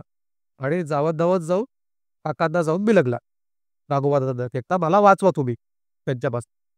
तो ते काय वाचवलं नाही, ते मारलं ती गोष्ट वेगळीच. पण तिथून ते काका मला वाचवा हे तिथे आलं. ते आलं. आणि असं म्हणतात, की दुसरा बाजीराव जो होता, त्याला नारायणराव पेशव्यांचं भूत दिसायचं. बरं. त्यामुळे तो स्वतः शनिवारवाड्यात कधीच राहिला नाही. त्यांनी स्वतःसाठी वेगळा वाडा बांधला. विश्रामबाग वाडा. त्याला दिसायचं असं म्हणतात. हां, त्याला दिसायचं भूत. नारायणराव पेशव्यांचं पेशवा खुश झालेला. तर त्याला ते भूत दिसायचं म्हणून तो स्वतः कधीच राहिला नाही. तो राहायला गेला विश्रामबाग वाड्यात. त्यामुळे मग तिथनं ती भुताटकीची ती गोष्ट काकाला सुरू झाली. काका वाचा आवाज येतात शनिवारवाड्यात भूत दिसतं. त्याच्यात असं काही अस्तित्वात नाहीये. तर अजून एक गोष्ट सांगतो, की भुयारे पर्वतीपर्यंत काढलेलं. हां, ते पण आहे. हे असं काही नाहीये कुठे दिसलं नाही शनिवारवाड्यात भुयार. पण ते दंतकथांमधनं काय होतं लोकांना जरा फॅसिनेटिंग त्या सगळ्या गोष्टी वाटतात. अजून काही ब्रिजेस पण आहे पुण्यामध्ये ब्रिज वगैरे. आता लकडी पूल लकडी पूल पण सगळ्यांना माहिती आहे. तर हा लकडी पूल नानासाहेब पेशव्यांच्या काळात बांधलेला आहे. आणि त्याला असं म्हणतात, की पानिपतावरनं जेव्हा आपलं सैन्य परत पुण्याकडे आलं, तेव्हा शनिवार वाड्याच्या समोरच्या पुलावरनं यायला लाज वाटायला लागली. लढून पराभव होऊन आपण आलेलो होतो. तर मग पुण्याच्या बाहेरनं पूल काढला असं म्हणतात. पण तो लाकडाचा पूल होता. लाकडानी तयार केलेला म्हणून त्याला लकडी पूल असं नाव पडलं. 1-2 बाकी बरेचसे पूल तर सगळे इंग्रजांचेच काळातले. पूर्वीच्या काळात नदी क्रॉस करायला भोपळे बांधायचे. म्हणजे भोपळे हां, एका ते 6-7 भोपळे एकमेकांना बांधणार आणि त्या भोपळ्यांवर तुम्ही बसायचं. चालले बोटीसारखं. मोठीसारखं. तसा तो प्रकार होता नदी ओलांडण्याचा. तेव्हा लकडी पूल हा पहिला पूल पुण्यातला. तर मग ऐतिहासिक पुणे आणि आताच मॉडर्न पुणे याच्यात तर किती फरक दिसतोय? नाही खूपच फरक आहे. एक म्हणजे की आत्ताच्या मॉडर्न पुण्यामध्ये विस्तार पुण्याचा खूप झालाय. पुणे खूप वेगाने मोठं झालंय आणि खूप पसरलंय पुणे. दुसरी गोष्ट पुण्यामध्ये पूर्वीच्या काळात जी मराठी लोकांची वस्ती होती, ती आता कमी-कमी होत कॉस्मोपॉलिटन झाले. म्हणजे सगळ्या प्रकारचे लोक सगळ्या प्रकारचे लोक पुण्यामध्ये आलेले आहेत. सगळीकडून सगळीकडनं आलेले आहेत. सो प्रोबॅबली ते पुण्याच्या कल्चरशी कनेक्टेड असतीलच असं ते. म्हणजे पुण्याची जी जुनी संस्कृती होती, कोण राहत होतं, सगळी काही देवांची संस्कृती असेल, सण उत्सव सगळे असतील. तर ह्या सगळ्याशी ते लोकं कनेक्टेड असतीलच असं नाही.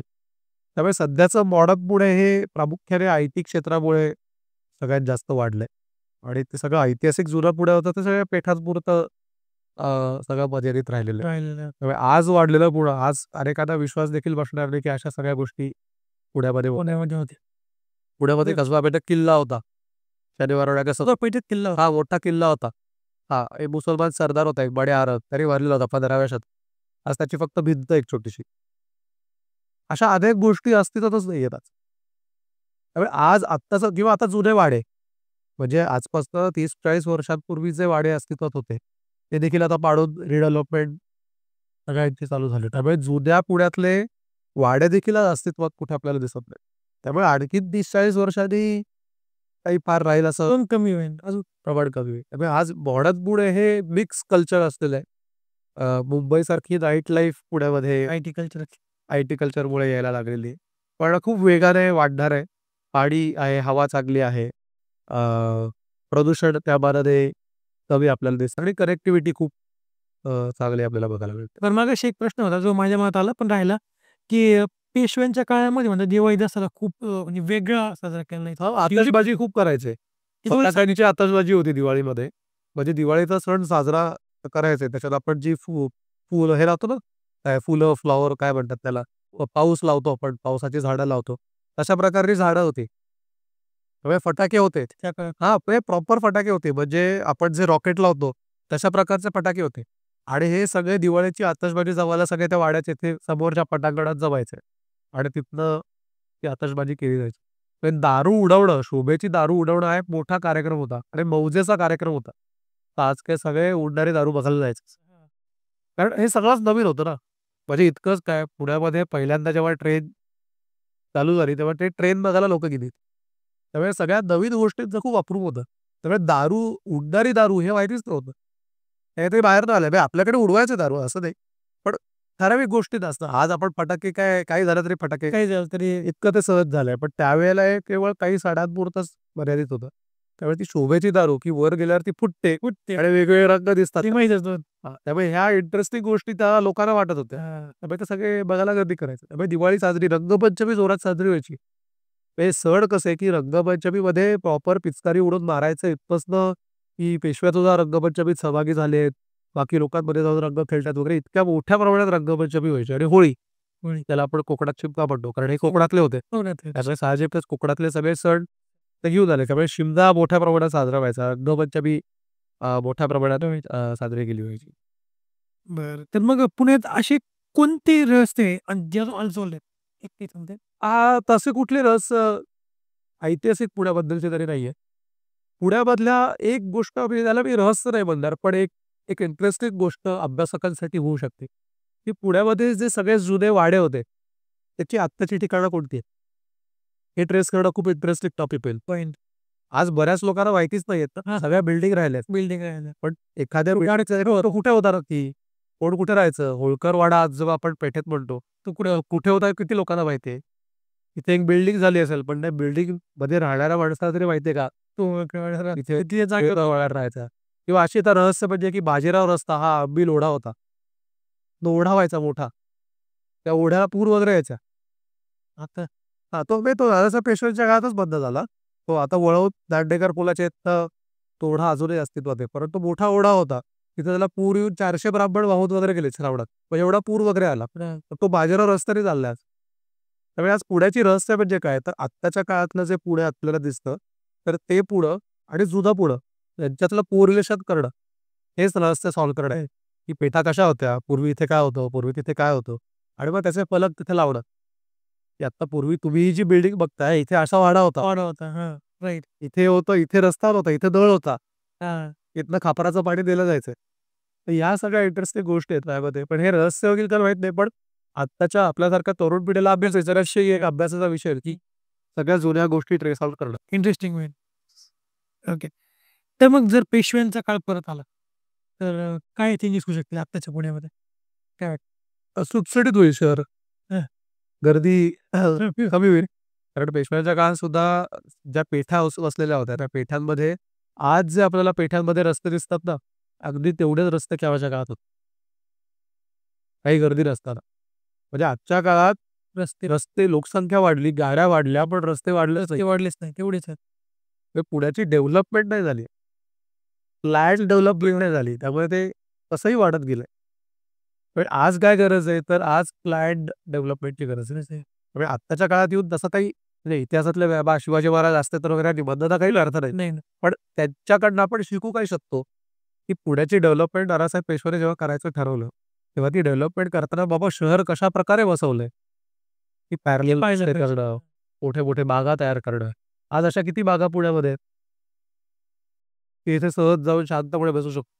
पण तुम्ही लोकसंख्या जशी वाढली, फार कमी आहे. तशा प्रमाणात तुमच्या अमेनिटीज नाही वाढल्या. नाही वाढल्या. बरोबर.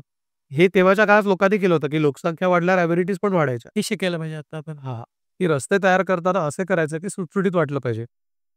बरोबर.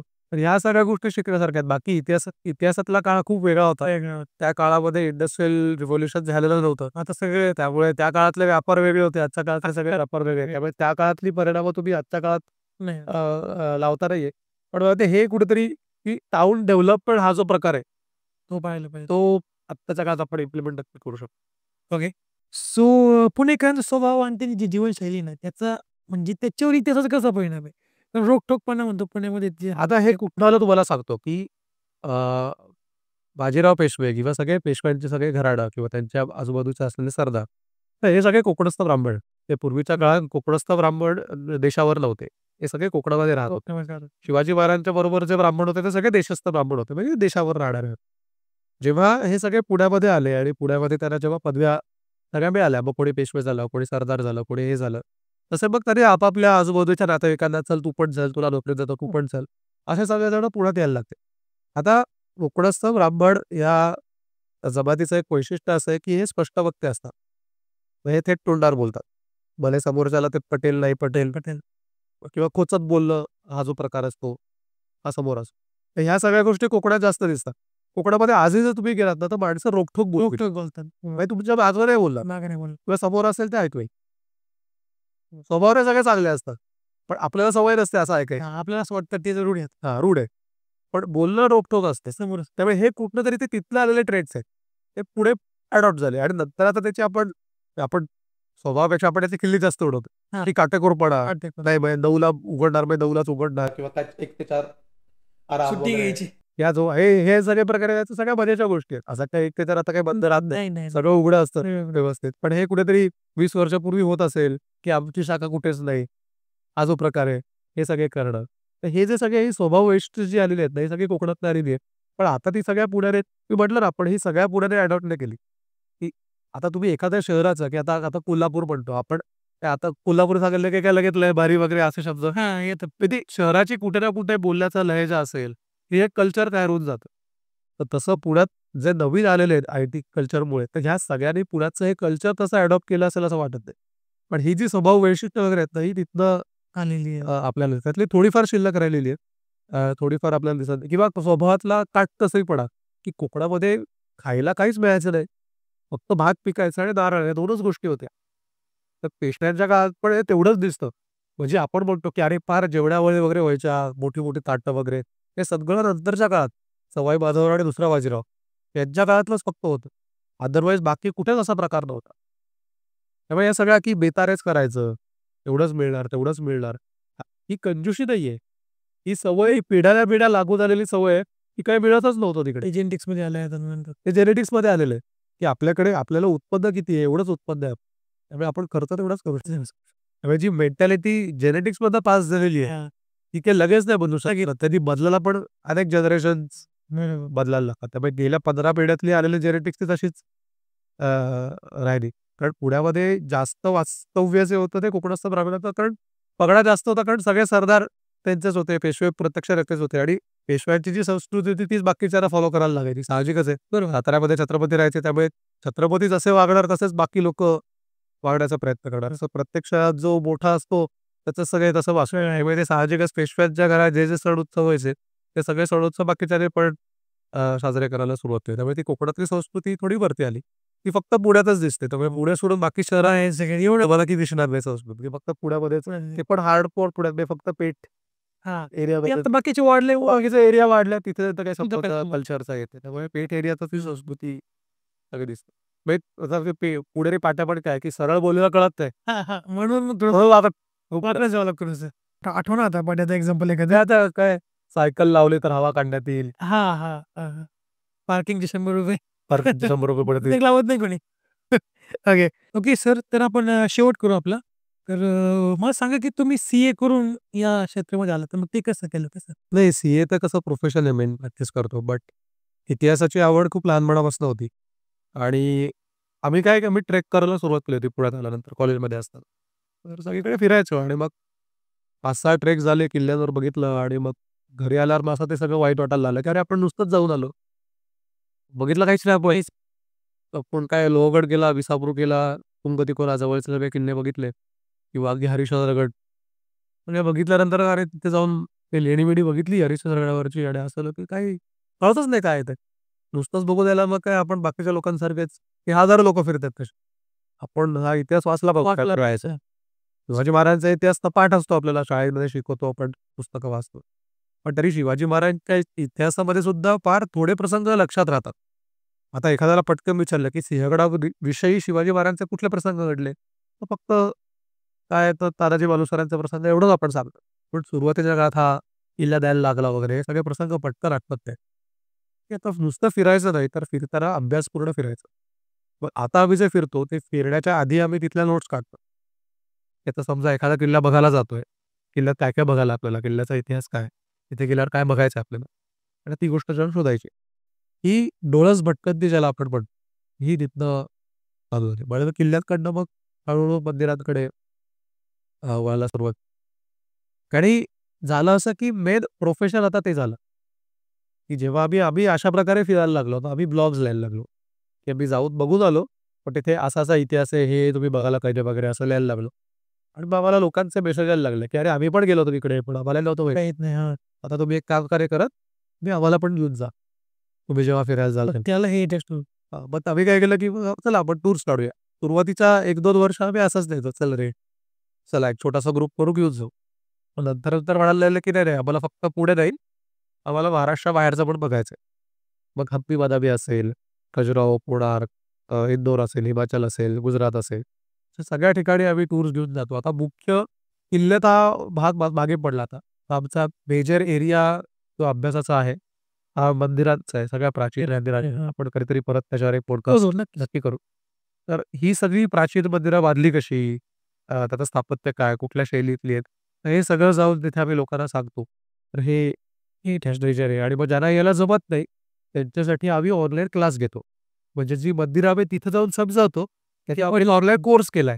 7 दिवसाचा, 10 दिवसाचा आणि तेच तुम्हाला मी त्या कोर्समधनं सांगतो, की मंदिर कसं बघायचं, कुठे काय किंवा किल्ला कसा बघायचा. हा एक कोर्स आहे 7 दिवसाचा, की प्रत्येक किल्ल्याची वास्तू म्हणजे काय, माची म्हणजे काय, बालेकिल्ला म्हणजे काय. तर ह्या सगळ्या गोष्टी आम्ही ऑनलाईन कोर्सच्या माध्यमातून सुद्धा शिकवतो. त्यामुळे कुठेतरी इतिहासाची आवड आहे, त्यामुळे सगळ्या गोष्टी करता येतात. जर आवड नसेल तर लोकांना पण तुम्ही सांगू नाही शकत. ज्याला आवडच नाही तो येणार पण नाही. तो येणार पण नाही आणि मग त्यातनं लिखाण चालू झालं. मग 2 पुस्तकं प्रकाशित झाली. हं. त्यातलं पहिलं फिरस्ती महाराष्ट्राची हे पहिलं पुस्तक 2017 मध्ये पब्लिश झालं आणि दुसरं गजापूरचा रणसंग्राम हे बाजी प्रभूंच्या आयुष्यावर त्या सगळ्या घटनेवर आधारित पुस्तक आहे. त्याचं प्रकाशन राजभवनामध्ये झालं राज्यपालांच्या हस्ते. आणि मग आता आणखीन काही पुस्तकं इन लाईन आहेत. पुण्याचा इतिहास त्याचं लिखाण चालू चालू आहे. आहे. तर मग सायमल्टेनियसली लिखाण पण चालू आहे. लोकांना घेऊन जाणं पण चालू आहे. पटकन ते चालू आहे. तुमचे हेरिटेज टूरचं नाव काय? ही फिरस्ती महाराष्ट्राची हां. तुम्ही फिरस्ती नावानेच आमचा ग्रुप पुण्यात ओळखला जातो, की आम्ही पुण्यामध्ये हेरिटेज वॉक असतील, महाराष्ट्रातल्या टूर्स आणि महाराष्ट्राबाहेरचे टूर्स. खाली सरांचा कॉन्टॅक्ट येऊन जाईल तुम्हाला जर येस नट कॉन्टॅक्ट आपोआप खाली. कोणाला जर टूरला जायचं असेल तर नक्कीच कॉन्टॅक्ट करा सरांना. So thank you so much yes. Sir तुम्ही इथे आलात. आम्हाला इतका तुमचा टाईम दिलात आणि आम्हाला पुण्याबद्दल इतकी माहिती दिली. So thank you so much आणि आमच्याकडे एक छोटीशी आठवण आहे तुमच्याकरता. Please sir. वाह! Thank you so much. Yes, thank you so much आणि तुमचे सबस्क्रायबर असेच वाढोत. सदिच्छा आणि जे कोणी व्हिडिओ बघत असतील त्यांनी जरूर या चॅनलला सबस्क्राईब करा आणि प्रसाद सर घेऊन येतीलच तसे नवीन-नवीन videos. Yes. Thank you so much. So that's it for today guys. जर तुमची स्टोरी, तुमची गोष्ट इतरांना इन्स्पिरेशन देईल अशी असेल किंवा तुमचा कोणता सेटअप असेल किंवा तुम्हाला कोणत्या विषयाचं सखोल ज्ञान असेल, तर मला या नंबरवर WhatsApp करू शकता किंवा कॉल करू शकता किंवा या ईमेलवर मेल करू शकता. आणि जर तुम्हाला पॉडकास्ट आवडला असेल, तर लाईक करा, चॅनलला सबस्क्राईब करा आणि बेल आयकॉनला प्रेस करायला विसरू नका. कारण का मी नेहमी म्हणतो की the best is yet to come. आणि हा पॉडकास्ट तुमच्या फ्रेंड सर्कलमध्ये नक्की शेअर करा आणि तुमचे विचार मला कमेंटमध्ये नक्की सांगा. तर भेटूया एका नवीन एपिसोडमध्ये एका नवीन गेस्ट सोबत. तोपर्यंत see you. Have good and bye.